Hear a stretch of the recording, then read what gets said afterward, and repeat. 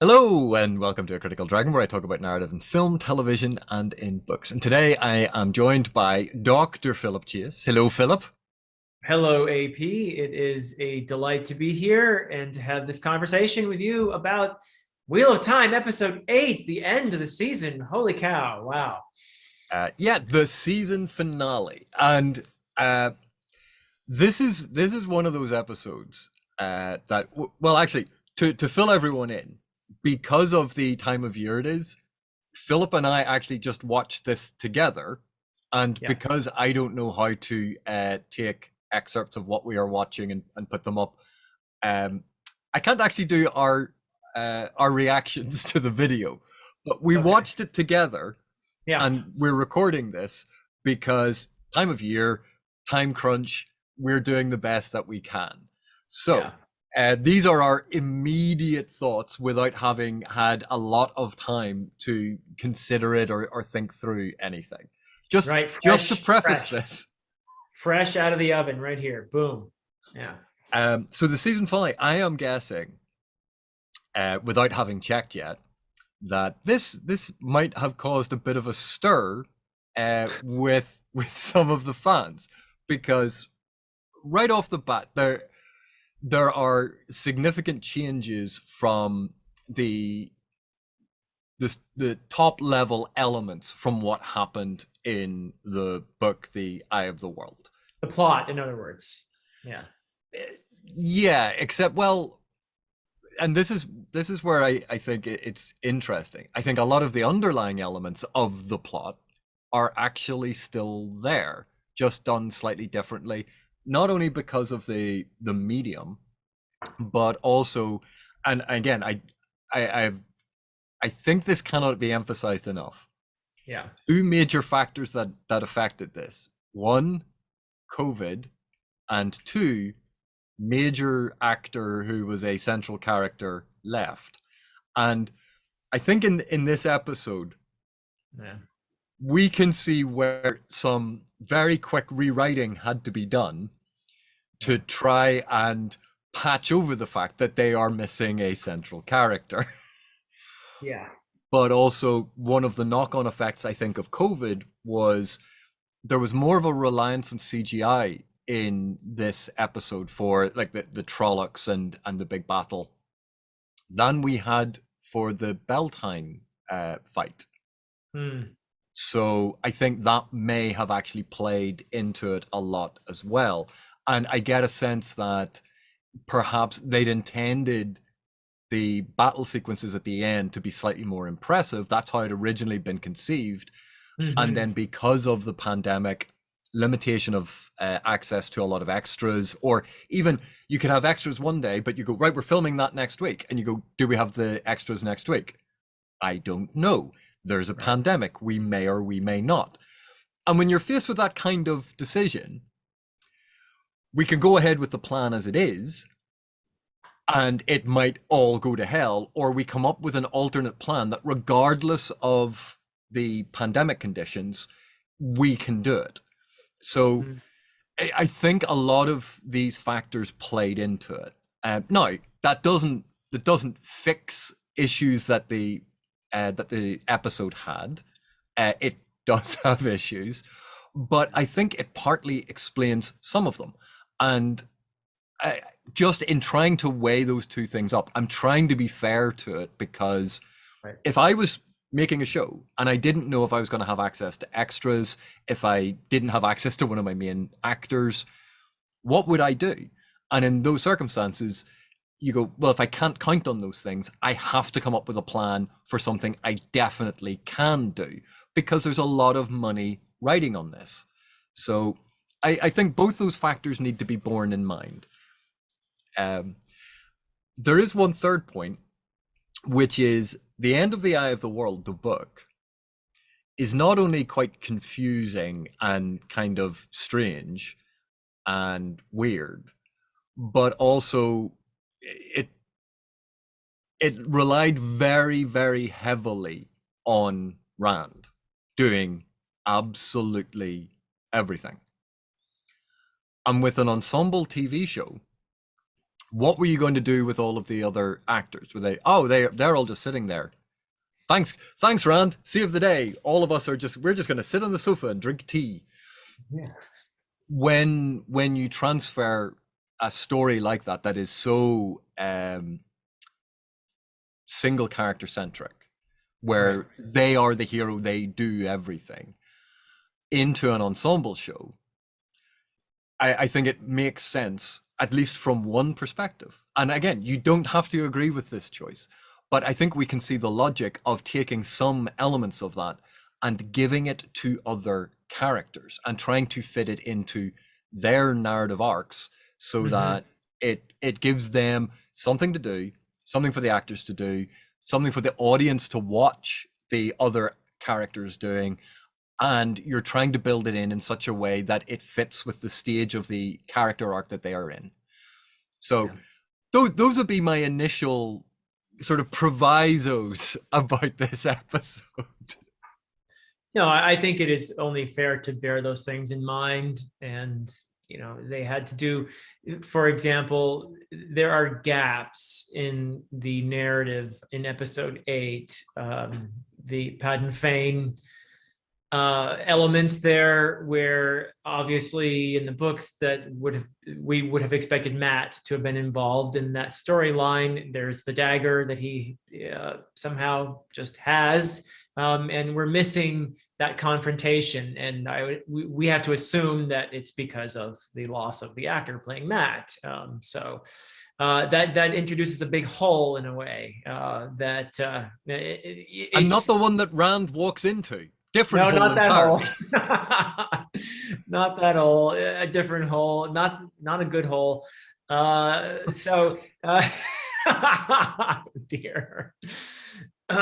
Anyway, yeah. So that's a problem with episode 8 for sure. There's just no way to make that pretty. I mean, there's a gap there.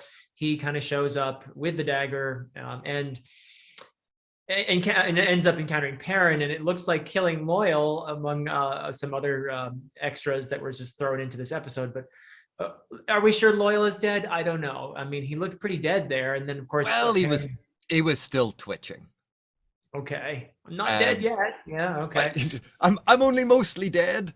I will say though, I mean, it is obviously in the previous episode, one of the questions I had was, where'd Loyal go? Like they found him. They found him, and now there's a big hole in him. So would you stop fixating on the holes? But let's start with a couple of things that I actually liked about the episode. Okay, yeah, because there are things that are good, absolutely. Yeah. And one of the first things is, yeah, Loyal's back, and that's good. He's being included in the scenes again, and you go, well, that was an absence that I keenly felt in the previous episode, and I liked him being included again. And even his moment with Perrin, where Perrin's like, what am I meant, the way of the leaf, and what am I meant to do, and if we're not going to fight, and this is all rubbish. And Loyal goes, there's other ways of helping. Just ask what you can do. People will come up with things for you to help with that don't involve fighting. And I think that was actually like a really nice moment, because Jordan was a vet, and he would have been familiar with a number of people serving in the armed forces who were pacifists. Particularly, I think it was quite famously a lot of the Quakers trained as medics, so that while they would not engage in combat, they could still help. And I think we see part of that ethos coming through in what Loyal and even consideration of the Way of the Leaf have to do with the world of the Wheel of Time. And it's a nice moment. It creates that link to an aspect of our world, and it shows, because frequently with epic fantasy, how are we going to solve this issue? Let's stick a sword in it. How are we going to solve this issue? Let's blow it up with magic. There's an expectation that almost every single conflict and every single problem can be solved with violence, with magical destruction or combat. And that's not how Jordan wrote his world. Right. That's not the essence of the books. And, people who have finished the entire series know that fighting and combat and magical destruction is not the linchpin of how things are resolved. Yeah. It's certainly an element. Don't get me wrong, conflict and battle are huge elements of this world, and we get that in the episode. But there is this focus on another way of approaching it, another way of solving things. So Right. I thought that was a very nice touch. Yeah, I agree. That was nice. Another positive to take from this episode was I thought there were some good moments between Rand and Moraine in the episode. For example, when they're at the Eye of the World and Rand is, what you said, that anybody who goes down there besides the Dragon Reborn is going to die, right? So why don't you stay? And then she just kind of gives him this look, and one of her eyebrow moves, and walks past him. And there's a nice, I felt, a nice moment there between them and a couple others. I thought that was well done in this episode. The Rand Moraine thread and the idea of sacrifice, once again, going back to that theme that we've talked about a few times earlier. So yeah, I thought that they did a good job with that. And also, I think that it ties in a lot into the character of Rand that has been developed. And I know a lot of people feel that he hasn't been developed enough, but looking at all of the different episodes, for the most part, there has been an element of Rand in the vast majority of them. And he has stood up for other people. He has protected other people. He has been selfless. And here in the last episode, obviously very focused on Rand acknowledging that he is the Dragon Reborn, and here almost embracing it. And part of that is he looks at Moraine and I'm willing to make this sacrifice. Right. You don't have to. And it speaks volumes about Rand as a character as he's been developed. It doesn't feel out of place for him. And if it doesn't feel out of place, that makes me think, well, if this is a natural moment, why do I, watching the show, think this is natural for his character? How was that established? And you cast your memory back across the episodes and you go, but he's always looked out for Matt. He defended Matt. Even in the scene, I think last week, that people hated, that all started because he was trying to defend Matt from perceived criticism. He protects other people. He is selfless and self-sacrificing. Not to a fault, because clearly, he can be a little selfish. He can be a little pig-headed. He's young. It's the beginning of a character arc. So I liked that moment because that moment felt natural. And if it feels natural, it means that the showrunners have done their job in establishing a level of character that I actually can sort of agree with and go, yeah, that feels like a good moment, even if I was unaware of how they built it across the various episodes. Yeah. Another good Rand moment I thought was during his confrontation with the entity that they refer to in the show as the Dark One. And we can talk about whether or not it's really the Dark One or something else. It's been alluded to earlier in the season, or someone else. But anyway, another good moment during that confrontation, I thought, was Rand's ultimate decision based on the fact that he didn't want to stay in this dream world, or this dream, this illusion that he could walk away from everything else and have his own little bit of bliss, his own bit of happiness. And what turned him, it seemed from the dialogue, was he realized this wasn't a Gwen. This wasn't the woman that he loved. The woman that he loved wanted to be an Aes Sedai. She wanted to go to the tower. And he wasn't interested in denying her that. And so that was what sort of snapped him. It seemed to be the thing that snapped him out of this reverie. The idea that, no, this isn't a Gwen, because this is not what she wants. She doesn't want to be with me in this idyllic, my version of paradise, right? It was a selfless decision, in other words, on his part, based on a very personal relationship. Yes, it was selfless on a bigger level because he was giving up his own happiness, but it was selfless based on his perception that this is not what a Gwen would want, in fact. And so it was coming from a place of sacrifice again and love. And so that I like that as well. I thought that the confrontation was well done in that sense, and because it included not just a physical element or even a magical element, but a moral element. And so I think that's good storytelling, wrapping all that up into one in that scene. I thought it was well done. And Moraine with the knife at his throat, ready to do the tough thing if he made the wrong choice. So there's a lot of tension in that scene. I thought that was done well.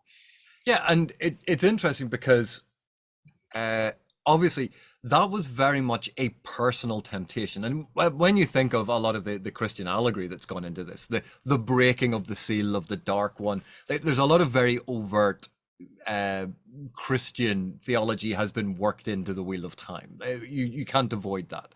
And even a lot of the Arthurian stuff being deeply tied to that. Angreal, Tir Angreal, Sangreal, Angreal, the Grail. Jordan wasn't hiding it. But with this temptation, it's a very personal temptation because I can create this fictive reality for you, or you can do it. And the thing is, like during it, it's one of these things that it bugs me. It's a character moment that bugs me, which is Rand didn't realize it was a fiction. And he has that moment where he tries to test the Egwene to see if she's real, going like, do you remember? Dude, this is all in your head. Any figment that has been created here has been created out of your brain. Of course, the creation is going to know the things that you know. And that there are actual ways that you can think around the logic of that. But it was just one of those moments that immediately tripped me up because I might be imagining this. Let me ask the thing that I might be imagining if I'm basically imagining it. Yeah, not the most creative schoolboy error. And Rand, still a young guy, hasn't really worked these things out yet. Yeah. But in that sequence, it is very much about this lie that he's being told. You can create this, you can make this, and yet in it we see the figure called the Dark One takes control and changes it. Yeah. And for me, that's actually a turning point in the scene, because that's when you realize, even if you have created this perfect paradise for you, your vision of what is going to be perfect for you, the other person, this Dark One, is going to have the ability to change it at their whim. It's not yours. It is not the thing that you create. You can't control it, because someone else can just wander in and do things. And so it was great. It was a great way of showing the lie that was being presented to it. It was, I thought, a very clever way of showing that this was lies. This was not true. This is simple temptation. And again, that plays into a lot of the Christian elements. Yeah. So I quite enjoyed that. And that brings me up to why I've been saying the person they've called the Dark One. You made a reference to this earlier. Yeah. In the episode with Stepan and that funeral sequence, Stepan has the little carvings of the Forsaken. And one of them is referred to as the Father of Lies. I think it's it's been a while since I watched it. I believe that's what it said. Yeah. But one of the Forsaken is the Father of Lies. He names him as well. He names several of them, I think. And I think it's Ishmael, isn't it? Yeah, Ishmael. Yeah. No, if we've gotten this wrong or only partially right, I apologize. We've only just watched the episode and I haven't had a chance to look up anything to double check things. But I'm pretty sure you're right. Yeah. But that was referenced. And now we see this person who is making, when you think about it, a very clumsy play at sort of tempting and seducing the hero to the dark side. Very clumsy. Now, it's partially convincing. It looks very good. But this is a character that we see channeling. This is it. And does the Dark One channel, or does the Dark One not just have the power, access to the power? It's not that the Dark One is a person who channels. So in this, I think this is very much tying back into, this is one of the Forsaken who is doing things on behalf of the Dark One to try to free the Dark One, to try to further that agenda. And of course, that ties into the fact that they've all been having these visions. This entity has been invading their dreams, and we see it is this same person. And when Swan sent them here in the first place, she said that she'd been having these nightmares. And that is all kind of those previous dream sequences. Swan's emphasis on the dreams being dark and her getting this information. And the fact that one of the Forsaken is the Prince of Lies it looks like the show is telling me, or at least implying to me, that this wasn't the Dark One. This wasn't the ultimate evil. This was one of the senior henchmen who has been doing this to try to get Rand to do something stupid, like break the seal that's on the ground. Oops. And so I can see this logic that's built up. The heroes think that they have won, if not the final battle, the first battle. They think that they have won, and yet it seems actually the appearance of winning at what is actually a loss. Right. Which is what Moraine and Lan seem to realize at the very end. Moraine also being in a position of having sacrificed her ability to channel, to access the one power. She's been stilled by or lost her access to the power, at least. Right. So this I think is really interesting. Yeah, what they're doing here. Yeah. Well, very, very briefly, Tolkien-esque point of comparison. Gandalf helps in the fight against the Balrog, disappears, loses his power temporarily, is gone from the thing, and then comes back. This is a trope within fantasy. The powerful mentor has something bad happen to them that deprives the hero of their guidance and power for a time. It's a trope. Let's skip on past this because there's no point in belaboring the Tolkien-esque comparisons between the Eye of the World and the Lord of the Rings. Jordan did a lot of those things very, very deliberately. They are included deliberately. It's not a question of any of that sort of stuff, but it's not particularly interesting to talk about. Everyone knows this. Yeah. But when someone is stilled or gentled, right, they cannot feel the one power anymore. It is ripped out of them. We have seen it happen. They can't feel it. When we saw Moraine and Karenni and Alana and Leandra all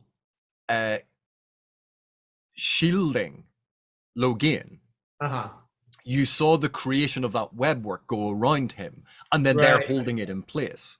And that's what he does to her, to Moraine, you're saying. And that's what we see Ishmael do. There's a visual of it even. Yeah, we see the net fall over her, and then it focuses on his fingers, and he does that sort of a motion. Yeah. Which, no, I don't think this has been discussed in this show yet, but I'm fairly certain that's meant to indicate that he is tied off the weave.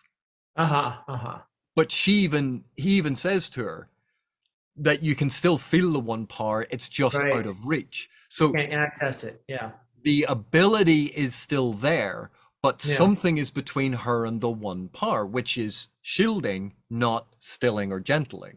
Right. Yes, you're absolutely right. Yeah. So she's pretty upset about it there, understandably, I guess, right? Yeah, and it plays into, like, when Lan says that he's still he's feeling the loss of the bond, that the bond isn't there anymore, and because we understand the shielding from the Logain episodes, because we understand the water bond from the Steppen episode, we understand why that is so devastating for both of them, and we can actually see elements of those episodes coming into play here, because this now makes sense. It has that resonance. It has that impact. So again, with this episode, I think they are, you can see a lot of the elements that were laid in earlier episodes that are actually coming into fruition here. Even the scene with, I've forgotten the name of the princess of Valdara. I can't remember her name either. The group channeling scene. Right. Okay. So obviously, again, in the episode 4, we saw the Aes Sedai coming together in a group, channeling to Leandra so that she could gentle him. Right. Here we see someone who has had some training as an Aes Sedai, but is not It powerful. So wasn't up to snuff. Yeah. she knows how to do things. She just doesn't have any power. She has no experience with it. So she needs a bunch of basically Aes Sedai batteries. Right. And where we saw the trained Aes Sedai, they all had that, whatever the uh, little sequence that they do, the dance move and pose. But it was a very formal thing, and you could see everything was controlled, and they were regulating these weaves, and it all looked very synchronous and controlled and done well. When we see her do it, it's like she's ripping power out of people because it's someone who kind of knows what they're doing and is Right. just grabbing at it. And then she can't let go, that Right. she doesn't have that control. And so I actually thought, again, this was something I understood, because we know that the show version of magic is different to the book version. There are differences so far we've seen. Yeah. So this made sense to me because we'd seen that in episode 4. We saw how it was meant to be done, and then we see this slightly ineffective, fumbling way of doing the same thing, and the complete loss of control. And where we saw Leander channeling too much energy and starting to burn up, now we see what actually happens with that. Mm. Yeah. Yeah. There's some great tiebacks with earlier episodes. And that is a scene of, I mean, she loses control but it's a scene of sacrifice. The ruler of Faldara, Aglemar, also dies in a sacrifice. And I thought that his speech to his sister there was a bright moment in the show as well. When he was talking about, it sounded like he was being a bit of a party pooper there. Yeah, we're kind of in deep doo-doo here, everybody.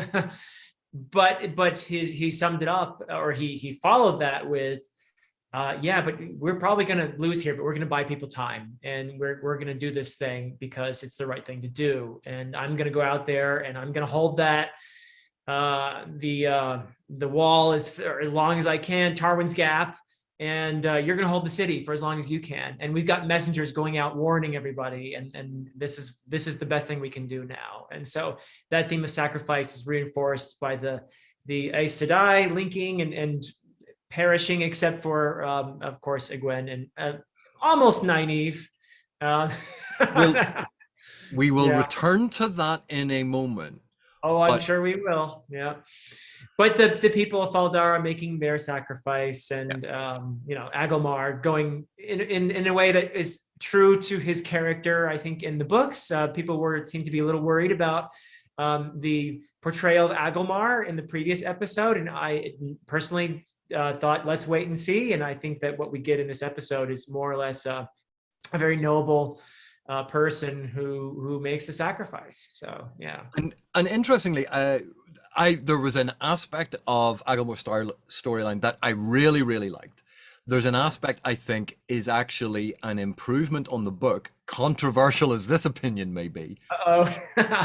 And then there was my absolute dissatisfaction with the defending of Tarwin's Gap. But yeah. So let me start by saying what I liked about Aglemar's speech. Yeah. In that speech, it sounds like, oh, sister, you were right. We should have done all of this. And here we have a powerful man, the leader of a kingdom, admitting that he made a mistake. And the sister keeps going on and on about, well, oh, we should just give up the city. And he's immediately, no, our duty. The emphasis on duty, the emphasis on what is honorable, what they are doing, their job was never, oh, we just defend the gap. It's the reason we are defending the gap is to buy the rest of the world time. That honor, that responsibility goes to the very core, I think, of Aglemar's character. Yeah. And Aglemar is so well represented in that as a fallible human being who has feet of clay like the rest of us. But ultimately, when push comes to shove, that is the core of his character. I will do the right thing. I will sacrifice my life, the lives of the soldiers, the lives of everyone in this city, because that is our duty. That is what we will do. And that I thought was an incredibly powerful, and as you pointed out, I thought it was a brilliant sequence, because it Yeah. started off with that, oh, you were right, we should have asked for help. And then it's when she keeps going, well, we should just abandon the city. He's like, what? What have you been smoking? Yeah. This is what our family's been defending for hundreds of years. Go away. No, we are going to do the right thing. And that gives her the courage and Yeah. loyalty and to remember her reason, that she had a very pragmatic, practical, well, if it's all going to fall, why should we sacrifice ourselves? We should just, try and save a few people and leave. And it's like, no, remember your duty. And he convinces her in that moment. Yeah. And she sets aside the very practical, pragmatic, save your own skin kind of attitude, dressed up as, well, we'll save other people. She sets that aside and realizes, no, some sacrifices have to be made. And I think that was very, very important, because we'd seen him make a mistake with Moraine in the previous episode. We see him admit that he had dismissed some of his sister's advice, but ultimately he's proved right, going, this is not one person's vision of everything. There have to be multiple voices. Multiple voices can dissent. Multiple voices can sometimes be right and sometimes be wrong, but it's doing the right thing in face of it. So I thought that was very well done. Yeah. So is it time for the little nitpicks then? Well, do you want to hear the controversial element that I think does better than the books? Oh, do I want to hear it? Of course I do. Let's do it.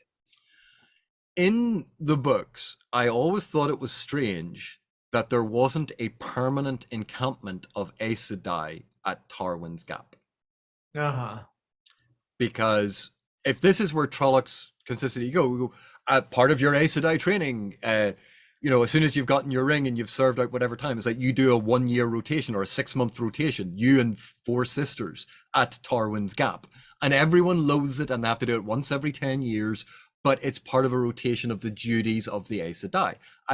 In my head, I was going, well, if this is where the Trollocs are continually invading from, of course you would leave a couple of sisters there permanently. Have a rotation.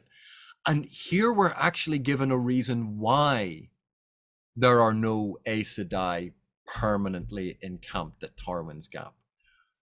It explains that sort of hole. Now, if there had been, it would have caused difficulties for how Jordan had written that with Moraine and the others arriving and going and doing their thing. So you can understand from that perspective why they weren't there. But from a world perspective, it always felt, it rang hollow to me why there weren't Aes Sedai there permanently. Because we know some Aes Sedai advise rulers, that they are part of a ruler's court. Yeah. Well, you know that from the books. Yeah. And we know that from the books. We know that they meddle in these sorts of politics all the time. So why not have 3 of the Green Aja permanently installed at Tarwin's Gap? They are the Battle Aja after all. So yeah, because of that slight tension at the beginning, because of the sister trying to meddle and interfere, and the elder brother sort of putting the sister down, going, I'm ruler, not you.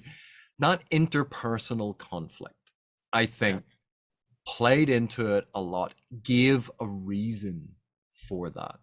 Interesting. Yeah. And ultimately, I think it actually, it improved on an aspect of the books that I personally had a problem with. Not everyone will have, but it was one of my ones. Yeah, interesting.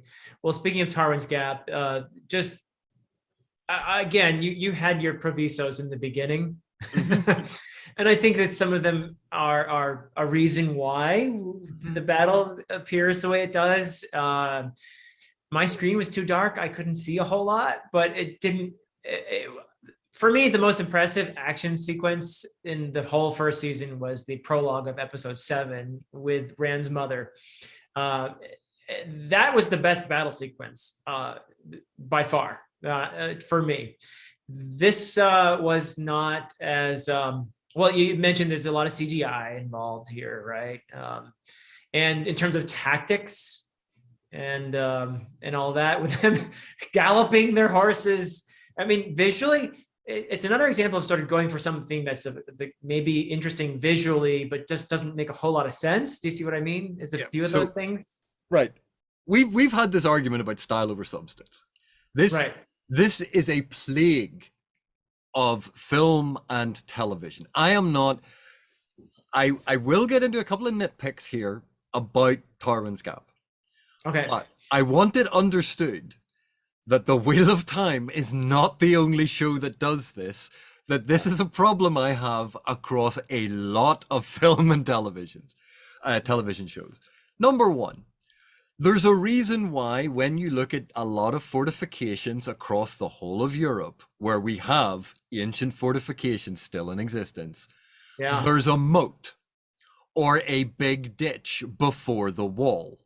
Isn't that just to take a swim in? It is the simplest fortification to put in place. A ditch. A ditch. Dig a ditch. That's it. But here they have the ground runs flat up to the bottom of the wall. Right. And you go, well, why did you need that? There aren't even sally ports for them to make a charge out of. So you go, right, well, you wouldn't have that. That's number one. But Lord of the Rings does this. They all forget that you have the wall, and then outside the wall there's a ditch. Number one. Number two, why aren't there catapults, trebuchets, the big ballista they clearly had in the city? Why aren't they mounted on the top of the wall to fire down at the Trollocs, if that's where the Trollocs are always coming from? No, that's not there either. It's just a couple of guys aiming out of the little murder hole windows with their little tiny crossbows. Okay, it's a single, okay, it might be very thick, but it's one wall. And you go, but you haven't even, why aren't you trying to funnel them into, there weren't stakes on the ground, there weren't even caltrops or anything to try and funnel the Trollocs into lanes in which it was easier to kill them. I don't think caltrops were in the budget, AP. No, or no, trebuchets. even if they didn't have burning oil or anything exciting like that, a couple of cauldrons of hot water, they could have poured hot soup down on them. Ramen noodles, anyone? Oh, don't bring that up. Okay, sorry. Long story, people, not getting into. But so just how that fortification worked, right, didn't make a huge amount of sense to me. Them charging with the cavalry charge to the wall, and then it's like, all right, lads, all get off your horses. No, that was like, why are they galloping so fast on these horses to the wall into these cool little funnels for them? And then, but not only that, the poor infantry guys all behind them going, oh, you officers on your bloody horses. But, yeah. So it's I get the image of it, of the cavalry charge, the officers on their horses. It looks impressive, and this giant army of men with shields and spears, who we never see again. Yeah. Okay, COVID, CGI issues, stuff like that. I am sure that played into a lot of it. I can't lay too much blame on the showrunners, but that was one of the ones I just look at, and I hate watching, almost always I hate watching big battles, because they're meant to be grand and epic, but like the one in the woods, it was so frenetic I couldn't follow what was going on. Right. The sequence with the lightning wiping out the Trolloc army, absolutely visually stunning, but you go, I can understand why it's only a short sequence, because once you've done that, you go, okay, I've gotten it. The reason I like the fight at the prologue to episode 7, one person fighting 1, 2, or 3 other people, I could follow the action on the screen. I was invested in watching a character fight. There's a reason why that's compelling, as opposed to isn't it stunning looking at thousands upon thousands of little tiny figures fight thousands upon thousands of other little tiny figures where I can't see anything? CGI figures. Yeah. So Yeah, no, the battle wasn't the most compelling part, unfortunately. And you know, with a fantasy and you know the finale to a season, you kind of want to have a big epic battle sort of thing. Visually, I don't think it was utterly convincing, but it's fine. You know, it's okay. We'll go along with it with all those provisos in mind. So yeah, I mean, it will give them a pass on it, but it was certainly not. And maybe, you know, who knows, in future seasons, if this does well enough, they'll get a bigger budget, they can do better battles. It happened in Game of Thrones. If you compare the earlier seasons battle, the Blackwater, where Tyrion was in charge, there was a bunch of extras running and trying to look like they're in a battle. And not very convincing. And you compare that to, I think it's season 6, later on when their budgets got bigger and bigger. The Battle of the Bastards, fantastic battle, fantastic. I mean, it was absolutely one of the best battles I've ever seen on a screen, and it was a TV show. Hopefully something more like that might happen for Wheel of Time, where they get better at it, where they get a bigger budget for it. But yeah, the battle scenes haven't been the best aspect of the series in general, and for episode 8, yeah, I mean, it's okay, it's all right. Yeah. Now, something I did actually like about how they did this ending. So you had that scene with Nynaeve and Egwene and everyone lined up, and we got the stunning magical battle finale, which is in the books, but obviously not them. But it is from the books. It's just they're doing it instead of Rand. Fair enough. I don't think that's a big deal. We still got the scene. We still got the devastation. We still got the spectacle. And you go, oh, brilliant. We got the people firing their crossbows and then getting impaled. And you go, okay, so we got the fighty scene. Maybe not as much of it as we would have wanted, but we got the fades cutting off people's heads. We got some fighty action. So we got the melee stuff. That's there. And then we got Rand in the Battle of Wills and the Battle of Morality. Yeah. And so it's all of these different aspects of the end of the Wheel of the end of the Eye of the World. Right. All of these different aspects. And we can see how they've been parceled out across the narrative to different people. Yeah. And the elements are all there. They've just been done differently. But also it gives us different ways of conflict resolution, different types of final battle. The Battle of Wills and Morality, the magical battle, the physical battle. All of these are different elements. And we got them all happening essentially concurrently. And that is, again, so showing Rand here doing that thing, which in the dream world was very quiet and peaceful, and yet there was an underlying tension about how important this was. We had the tension of the physical battle in Tarwin's Gap. We had the build-up of these 5 women standing, facing down an army of Trollocs coming toward them. Like, you can see by moving between these different things, we were getting all of those elements. And then even like the personal confrontation between Perrin and Padan Fain, which again I think may have been intended to have been between them, Padan Fain and Matt, but oh well. They had to work with it. Another thing I liked in this episode was the prologue. Actually, I had wanted to see the prologue from the Eye of the World, the Luz Theron prologue. And I was kind of disappointed that I didn't get it from the beginning. But I'm glad that they've kind of gone back to that 3,000 years before, with the prologue. And I'm imagining that maybe in season 2 or later on, we're going to get more of that initial prologue filled in. So that'll be interesting to see if they go there. I'd imagine that they will. Now that they've given us this glimpse into Luz Theron, I think it's the first time his name has been mentioned in all season.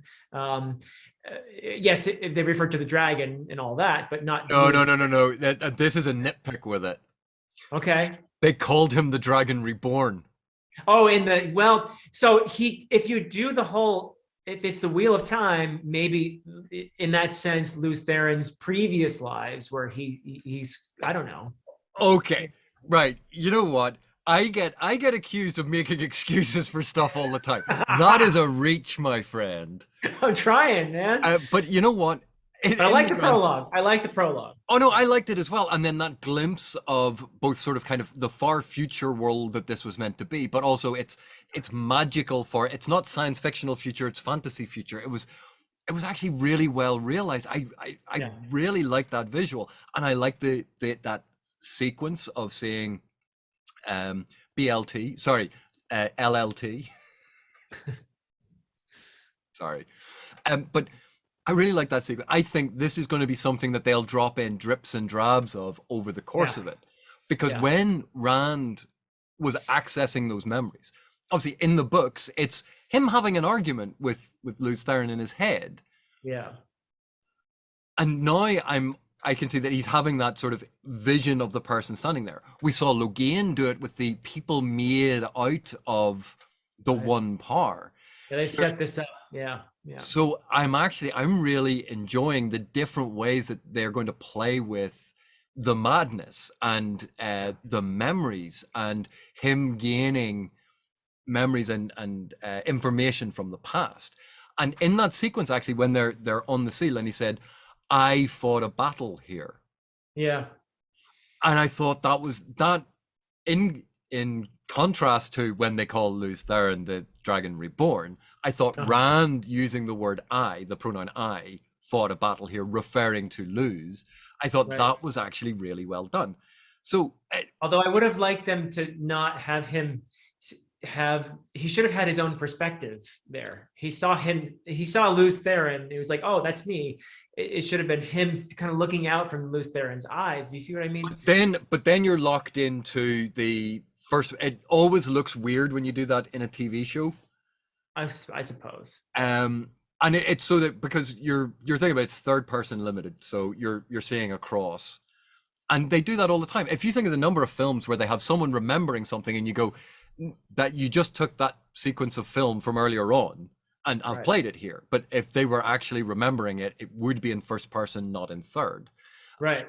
It is a convention of film and television. The fidelity to perspective is a ship that sailed sometime in the 1920s. Yeah. But Well, it, I think that was a nice touch. It yeah. was quite well done. And them calling Luz Theron the Dragon Reborn at the end of the day, I went and then went, whatever. And Right. the Tamralin seat, Yeah. who is they call her they make reference to the Guardian of the White Flame or whatever it is, but In the not the prologue. Guardian of the Seals, Uh-huh. because the Seals haven't happened yet. And I Right. went, so one section to do something I hated, and the very next line is something I went, I really like that. And you go, Yeah. and that's adaptation and TV for you. One moment they can be doing something, you go, oh, that's awesome. The next moment you go, were you all drunk? What happened to you? Did you hit your head? But I quite like that they gave us a language for the prologue too, that we got subtitles and they made it, I guess. I mean, do you know what that was? I have no idea myself. But You know more languages than I do. I barely speak Well, English. well, that's not entirely true, but no, I thought it was interesting how they made up a language for this particular. It was convincing. I felt like 3,000 years ago. Okay, they did some work for this. They created a language for it that made me feel like, yeah, this is an older time when language changes over time. Everybody, that's what happens. So very cool, and even visually, I mean, obviously the cityscape that they showed there was obviously, not quite natural looking, but good enough for me. I thought it What, was you good. didn't think that they were going to build an entire futuristic fantasy city in the middle of nowhere? It's not in the budget. But the scene where Ishmael looks at Rand and goes like, "You look completely different, but they're behind your eyes," and that the soul recognizing the soul again, Uh-huh. small touches like that, I Yeah. liked. I thought that was, and both actors sold it very well. And I have not been the most vocal supporter of some of the younger actors and their portrayals on screen. Yeah. I would have to say, in this episode, I think the actor playing Rand did a phenomenal job Yeah. portraying Rand. I thought the darkness, the pain, the stress, all of those things actually came across very, very well, not in a teen angsty way, in actually like a much more emotive and believable way. And I Yeah. really quite enjoyed that. How do you feel about them cutting out the Green Man? Oh yeah, I hadn't even thought about it until you just mentioned it, but it's a little bit like cutting out Tom Bombadil. It's very like cutting out Tom Bombadil. Yeah, it's a lot like cutting out Tom Bombadil. So I get it. Yeah, I mean, I love Tom Bombadil, and I like the Green Man, but But these are elements that Jordan's influences came from all over the place. You mentioned earlier Arthurian, and he's done stuff from Old Norse and Eastern. He was a very well-read individual, obviously, and so he brought stuff from all over the place. Not all those elements can be reproduced in this very streamlined show. There just is no way. So I'm fine with that being missing. So yeah. Well, actually, on the subject of Bombadil, this is I think this is a perfect illustration. I'd been talking about sometimes when you take out a whole load of scenes, that sometimes you have to craft something entirely new to put in to try and explain the stuff that's missing. And Bombadil is a perfect example of this, because if you think they take out, they encounter the spoilers for Fellowship of the Ring. But they take out the encounter with Old Man Willow. They encounter then with Bombadil and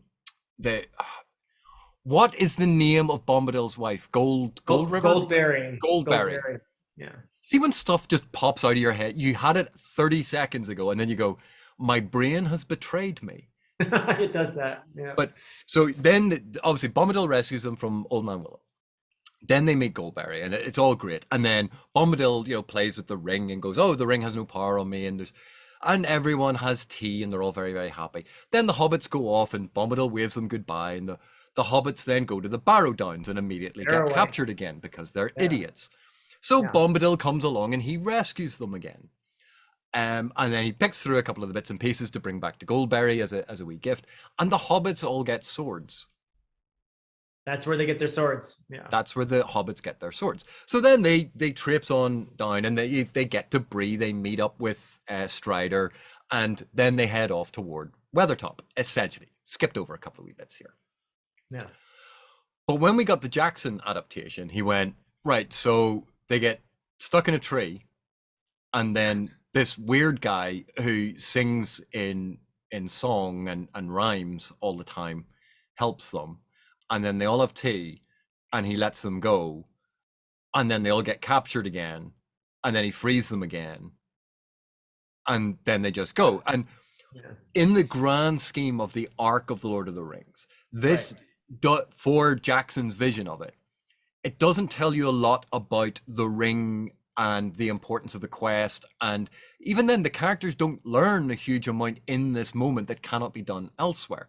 So they go, let's just chop all of that out. We don't need any of it. So they lift out all of those sections and throw them away.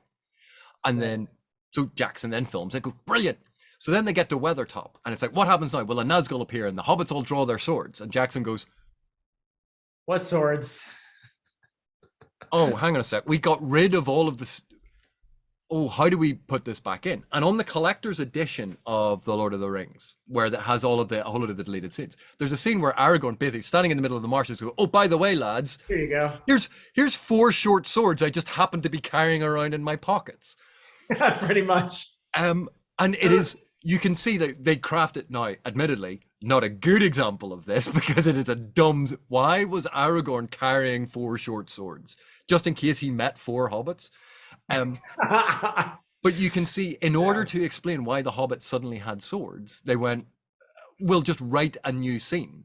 And so you write something entirely new to one scene to fit in the place of about 7 that you've deleted.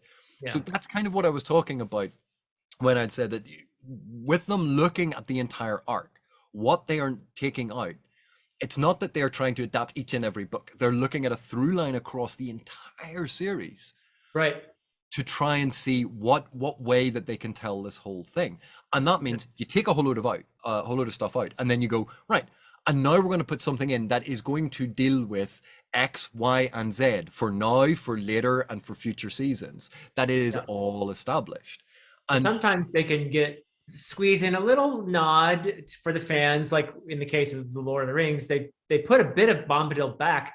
They gave it to Treebeard, but there's a scene where Treebeard frees Merry and Pippin from an Old Man Willow kind of situation where the tree is swallowing them. And I can't remember if that's only in the extended version or if it was in the theatrical No, release. I think that's just in the extended version. Oh, only in the extended. Okay. Well, anyway, it was a bit of a nod back to good old Tom Bombadil. But anyway, we're digressing a wee bit. Yep. Sorry. So, but I thought that was a good example of what I was talking about in terms of taking scenes out, and it's not just that you can put one of those scenes back in and rewrite it a bit. It's you Right. go, well, no, now that we've taken all this stuff out, we actually need to create a brand new scene to get across a couple of the bits and pieces elements Yeah. that were actually necessary in all of those scenes, but it was very few elements. So it was to describe that. But what I liked with this season is the number of callbacks. When we had the head of the Blues talking about the rumors about the ships arriving on the West Coast, Yeah. and we see the ships arrive, The which Sean Chan. obviously, Yeah. so this sets up for the Great Hunt. This sets up the occupation that obviously they're all going to do. In the Great Hunt, we had, if you think of the sequencing, there's Padan Fain turns out to be a dark friend. Oh, we've discovered that. He gets arrested. He gets away. He steals the horn back. They get the horn back from him. He gets the horn. It's the constant following Padan Fain around to get the horn, to lose the horn, to get the horn. You go, they've skipped ahead. He's got the horn now. Right. And they're going to have to pursue him. So you can see that they've already set that thread up, missing and cutting out as unnecessary a bunch of those sequences. Yeah. With Egwene and Nynaeve going to Tar Valon to start training and bringing in potentially Elaine then. Right. And that is going to set up. And obviously now we already understand Tar politics, that a lot of this has already been set up. A lot of it is already in place so that we hit the ground running next season. Rand pushing people away and going, Old Yeller, I hate you, run, go, Lassie, go home, sort of send all my friends away, tell them I hate them. That's essentially what Rand does for, what is it, the next 2 books? It's later. Yeah.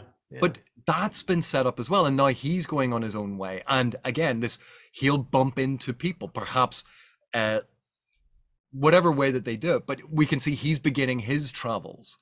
Yeah. So all of these things, I think you can see the elements of why they were setting things up in season 1 to play into season 2. Yeah.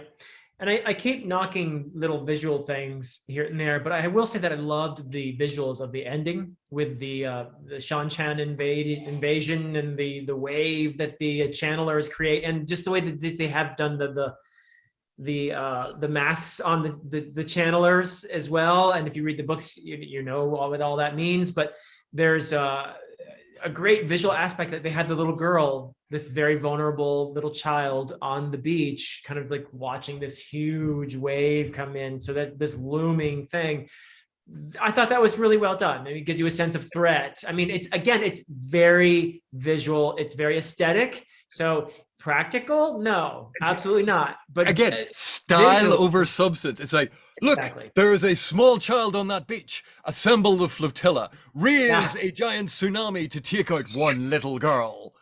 They must not like that little girl. Yeah. But what does it tell you about them? They're the bad guys. We're to fear them. Everything is being sold to you. This poor innocent little girl going, yeah, you're seafood. We feel that vulnerability too. These guys are something. Oh wow, watch out. So. And it sells the sense of scale. It sells the sense of threat. And again, they were. We've talked before about othering, making them look foreign, making them look strange, but they weren't immediately obvious as any one particular Earth culture. It was something that was very much alien fantasy. And therefore, they look very different to the rest of the Wheel of Time as we know it, the rest of that world. Right. But it's not picking a particular culture on Earth going, yes, we're going to make you the bad guys, which is what unfortunately happened in the Lord of the Rings adaptation, for instance. Yep. So I think what I see in this episode, all in all, I thought it was a good episode. I thought it was a good season finale. Yeah. In terms of its execution, maybe it didn't wow me as much as I would have wanted it to. But given the constraints that they were under, given the circumstances leading up to them having to rewrite chunks of it, having to film it, and all of those sorts of things, I actually think it was very satisfying. It fulfilled all of these narrative functions. And for people who don't think the show is well written, um, I I would maybe suggest that look back at all of those elements in the earlier episodes that we see why they play out the way they do in that season finale. Like it's I think you can establish criticisms of this show, very genuine Oh yeah, criticisms of the show absolutely. that hold up. And there's no need to be snide about it. You can go, no, I didn't like this, and this is why. Like, you don't need to be mean, and you don't need to be rude.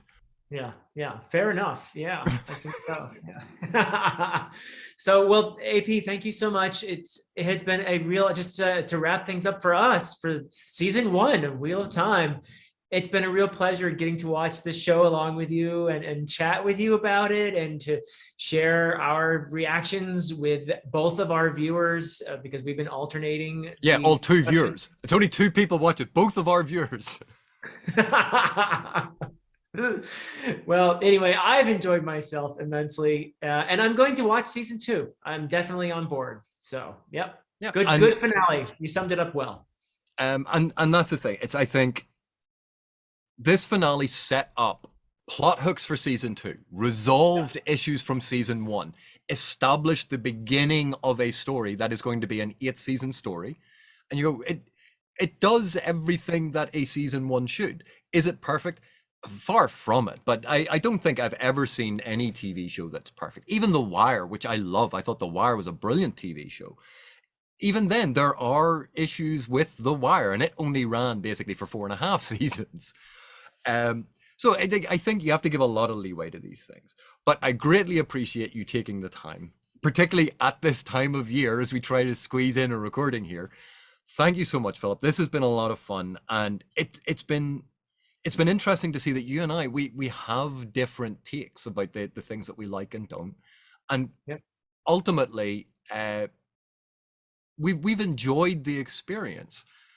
And I think if a TV show delivers enjoyment, if it has made itself worthwhile for you to spend that time watching it, then I think it's delivered.